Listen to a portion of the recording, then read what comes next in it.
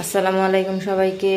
আজকে দুপুরের খাবারে আমাদের আছে চিংড়ি শুটকি দিয়ে ডুমুর রান্না, চিকেন চাপ, শসা, পটল আলুর ভাজি, ডাল।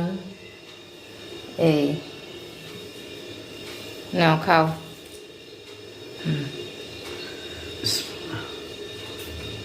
কেমন স্বাদ হয়েছে আজকে তরকারি গো? মজা হয়েছে?